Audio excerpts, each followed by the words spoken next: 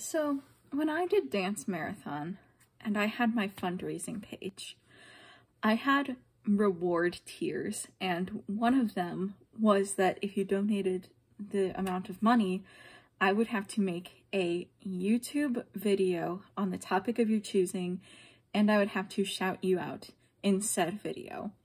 One donator who chose to remain anonymous actually did donate enough money to get to this point. However, instead of giving me a specific instruction, they simply said, and I quote, "Surprise me, exclamation point, exclamation point, eye emoji, eye emoji." Anonymous donator, I truly hope that this is satisfying to you. Here's every main character in Trolls and what I think their favorite Taylor Swift album would be. So I'm gonna start with Poppy. That was kind of an easy one. I think she's the Lover girl. To start with, Lover is mostly a pop album, which pop is Poppy's heritage, and it's the music that she knows and enjoys the most.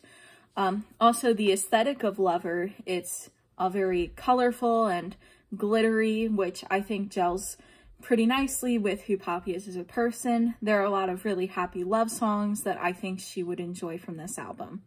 I think there's an argument to be made for 1989, but I think I stand by my decision. Branch. Pre-character development, he wouldn't like any Taylor Swift albums because he doesn't like music because singing killed his grandma. However, post-character development, I think that he would be a folklore Evermore guy with a slight folklore bias. Now, in Trolls World Tour, he does say that he likes the music that the country trolls make, which does mean that he canonically is at least a little yeehaw. So, like, I mean, factoring that in, I suppose it could be one of her earlier albums, but I truly think he would prefer the newer stuff. Bridget's favorite album is the self-titled album, Taylor Swift's debut album. I can just really vividly picture her lying in her bed by her King Gristle vision board or whatever that was, and streaming teardrops on my guitar just in her feelings. And speaking of Gristle, this may be slightly controversial. I think he's a Reputation guy. Now, I just need you to hear me out here. You know the scene in the movie where he's running on the treadmill to try and lose weight in preparation of Trollstice. And he's just on there listening to Donna Summer's I Feel Love and singing along. And that's the music for the chase scene. I can really imagine him getting into the songs from Reputation and listening to those during his workouts. I think Biggie's favorite album would be Red.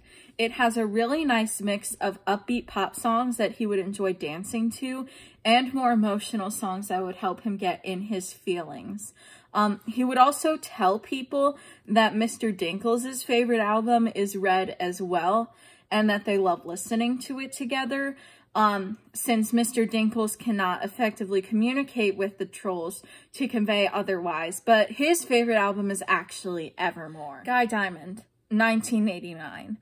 That one's kind of a gimme, honestly. Like, I don't think I should even have to explain why that one makes sense. Tiny Diamond is also a 1989 guy, taking after his father in that way. But Guy Diamond is 1989 in more of a style New Romantics Welcome to New York way, whereas Tiny Diamond likes 1989 in a blank space Bad Blood way. Satin's favorite is Speak Now. Chanel's favorite is Fearless. I am aware that it objectively makes more sense to have the purple one be the Speak Now fan. However, it's just the vibes that I get from them. Cooper, I think, is also a Red guy. So in the second movie, when he discovers his true heritage being a funk troll, he basically has this whole epiphany type of thing that, like, he can be both pop and funk. And in the Red album, Taylor also does that sort of experimentation with genres, being both pop and country. And I think he would appreciate and respect that. Smidge is also a Reputation girl. So she canonically has issues with anger and aggression, and I think that some of the angrier songs on Reputation, such as Look What You Made Me Do, This Is Why We Can't Have Nice Things, I Did Something Bad, those would all be very good outlets for her. Healthy outlets for her to express her anger in that way. And last, but certainly not least, we have Queen Barb. Pre-character development, she wouldn't like Taylor Swift's music because it is pop music, and Barb believes that pop music is a scourge on the earth or in troll land. But post-character development, you probably think I'm going to say Reputation. You might even think that I'm going to say Red, but I'm not. I think she's a Speak Now girl. See, I think what happens is that the pop trolls sort of try to ease her in to enjoying Taylor Swift through some of the harder tracks on Speak Now, like Story of Us and Better Than Revenge.